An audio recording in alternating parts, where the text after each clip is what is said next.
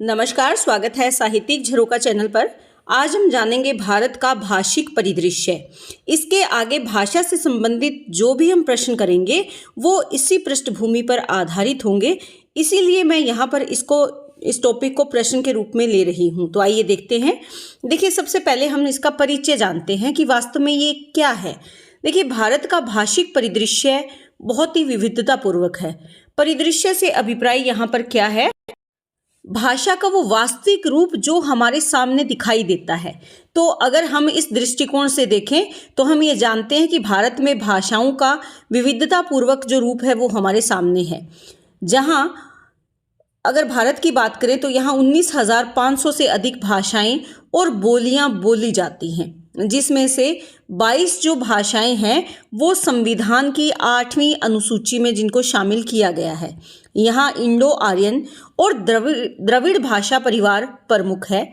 हिंदी सबसे अधिक बोले जाने वाली भाषा है और यह भाषाई विविधता भारत की सांस्कृतिक पहचान और समृद्ध इतिहास को दर्शाती है, जिससे यहाँ के लोग स्वाभाविक रूप से बहुभाषी होते हैं, जो संज्ञानात्मक लाभ भी देता है, यानी उनका मानसिक विकास होता है बहुभाषी होने के कारण।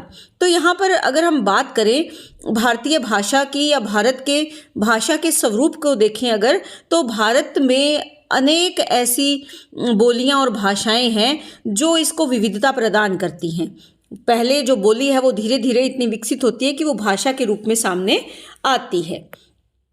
अब यहाँ भाषाई विविधता की बात करें तो मोटे तौर पर अगर देखें तो 22 जो भाषाएं हैं वो अनुसूचित भाषाएं मानी जाती हैं, जो 8वीं संविधान सभा में इनको 8वीं अनुसूची में शामिल किया गया है।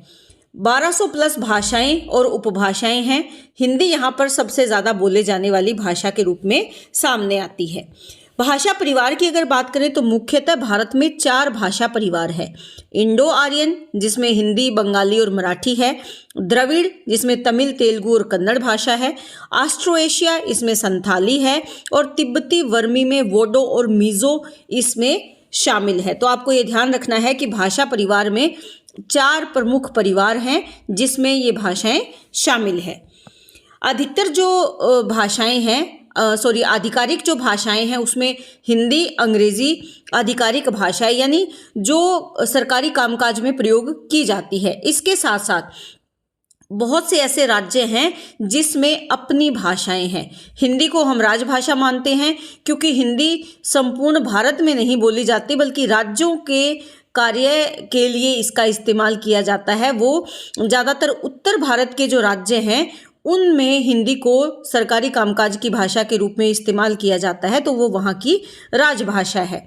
अंग्रेज़ी ये सहायक आधिकारिक भाषा है, लेकिन बहुत से ऐसे राज्य हैं जहाँ पर अंग्रेज़ी को सहायक आधिकारिक भाषा के रूप में नहीं बल्कि राजभाषा के रूप में ही उसका इस्तेमाल हो रहा है, यानी ज़्यादातर कार्य वहाँ की जो राजकाज का कार्य है वो किस में है? अंग्रेज़ी में होता है।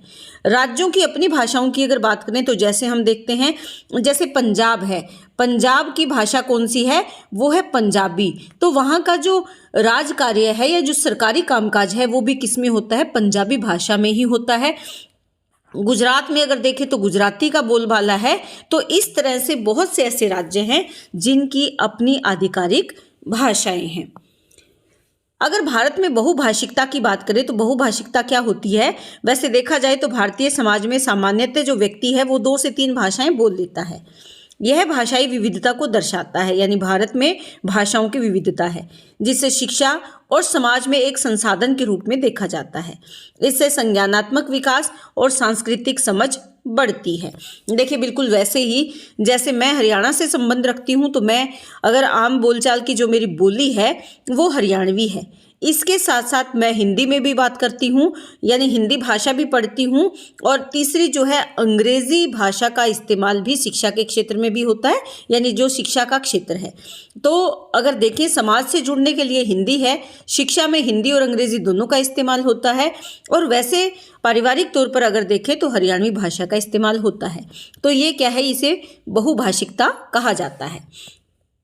इसी प्रकार अगर भाषाई पहचान की अगर बात करें तो हर या प्रत्येक भाषा सांस्कृतिक विरासत से जुड़ी है। राज्यों का गठन भाषाई आधार पर हुआ है। यानी सभी राज्यों में किसी एक विशेष भाषा की प्रमुखता है, तो उसी के आधार पर उनका गठन हुआ है। तो ये भाषाई पहचान क्या है? वह तरीका जिससे व्यक्ति खुद को किसी खास भाषा या भाषाओं से जोड़ता है, जो उसकी सामाजिक, सांस्कृतिक और व्यक्तिगत अस्मिता का हिस्सा होती है। यह केवल मातृभाषा नहीं, बल्कि बोली, लहजे और सांस्कृतिक संदर्भों से भी बनती है, जो उसे दूसरों से अलग करती है और उसकी सामूहिक पहचान भी बनाती है। परिभाषा के तौर पर यह एक ऐसी संरचना है जो भाषा के व्यक्तिगत और सामूहिक उपयोग को दर्शाती है। यानी इसकी संरचना कैसी है? ये व्यक्तिगत भी है और सामूहिक भी है, जिससे व्यक्ति अपनी पहचान के विभिन्न पहलुओं को व्यक्त करता है। यानी अपने व्यक्तित्व के, अपनी पहचान के अलग अलग पहलुओं को किसके माध्यम से अभिव्यक्ति देता है? भाषा के माध्यम से। देखिए, अगर कोई व्यक्ति हमारे पास बैठा है और वो पंजाबी में अगर बात कर रहा है, तेलुगु, तमिल या कन्नड़ में बात कर रहा है, तो उसके बोलने से हम समझ जाते हैं कि ये कहाँ से संबंध रखता है, किस क्षेत्र का ये व्यक्ति विशेष है, तो वो उसकी एक पहचान बन जाती है। इसके बाद साथ साथ हम देखें तो इस क्षेत्र में कुछ चुनौतियां भी हैं। कैसे? जैसे कई ऐसी भाषाएं हैं जो अब लुप्त प्राय है, यानी वो लुप्त होने के कगार पर है, और कुछ भाषाएं ऐसी भी है जो लुप्त हो चुकी है। भाषा के लिए चुनौतियां भाषाई विविधता है, अंग्रेजी का बढ़ता प्रभाव है। यानी एक तो भाषाओं की विविधता, हमारे भारतवर्ष में अलग अलग क्षेत्र के हिसाब से अलग भाषा है, यानी विविधता है। इसी विविधता के कारण किसी एक भाषा पर विशेष ध्यान देकर उसका विकास नहीं हो पा रहा है। हर कोई जिस क्षेत्र से और जिस भाषा से संबंध रखता है, वो केवल उसी के विकास के बारे में सोचता है। दूसरा, हम विदेशों से ज़्यादा व्यापार है या जो संबंध है वो बढ़ाना चाहते हैं, इसीलिए अंग्रेज़ी का जो बढ़ता हुआ प्रभाव है वो भारत में दिखाई देता है। खासकर डिजिटल दुनिया में जो डिजिटल तकनीक है वो ज़्यादातर किस में है? अंग्रेज़ी भाषा में। अंग्रेज़ी भाषा का उसमें ज़्यादा इस्तेमाल होता है, इसीलिए अंग्रेज़ी का जो प्रभाव है वो बढ़ता जा रहा है। दूसरा, अगर देखें, जो तकनीकी संसाधन है उनकी हमारे पास अभी तक कमी है, प्रेरणा का अभाव है कि हम अपनी भाषा के प्रति बहुत ज़्यादा प्रेरित नहीं है, इसीलिए हमारी जो भाषा है वो पिछड़ रही है। अगर हम कहीं बाहर जाते हैं तो वहाँ बाहर जाकर भी हम अंग्रेज़ी में बोलना अपने आप को गौरवशाली मानते हैं, अगर हम अंग्रेज़ी में बात कर रहे हैं। वहीं पर अगर हम अपनी खुद की मातृभाषा या अपनी भाषा हिंदी में अगर बात करते हैं तो हमें लगता है कि हम तो बहुत पिछड़े हुए हैं। इस तरह का जो हमारी मानसिकता हो गई है, उसी के कारण हमारे भीतर प्रेरणा का अभाव है। व्याकरणिक जटिलताएं और क्षेत्रीय विरोध, यानी कुछ भाषाएं ऐसी है जो व्याकरणिक तौर पर काफ़ी जटिल है, और क्षेत्रीय विरोध, जैसे त्रिभाषा सूत्र को लेकर अगर देखें तो दक्षिण भारत में हमेशा विरोध रहा है। वहाँ के जो लोग हैं वो हिंदी भाषा को, वहाँ के जो वासी हैं वो हिंदी भाषा को बढ़ावा नहीं देना चाहते। त्रिभाषा सूत्र यानी अंग्रेजी, हिंदी और साथ में एक क्षेत्रीय भाषा, तो यहाँ पर वो अपनी क्षेत्रीय भाषा के साथ हिंदी को शामिल नहीं करना चाहते, तो जिससे कि भाषा का विकास, सीखने और संचार में बाधाएं उत्पन्न होती है, जिससे कई क्षेत्रीय भाषाएं भी लुप्त होने के कगार पर है। तो ये भाषा के क्षेत्र में कुछ चुनौतियां हैं जो भारतवर्ष में देखने में आती है। अगर हम इसके भविष्य की बात करें तो जो भारतीय भाषाएं हैं उनका भविष्य उज्जवल है, खासकर नई शिक्षा नीति और प्रौद्योगिकी के मेल से।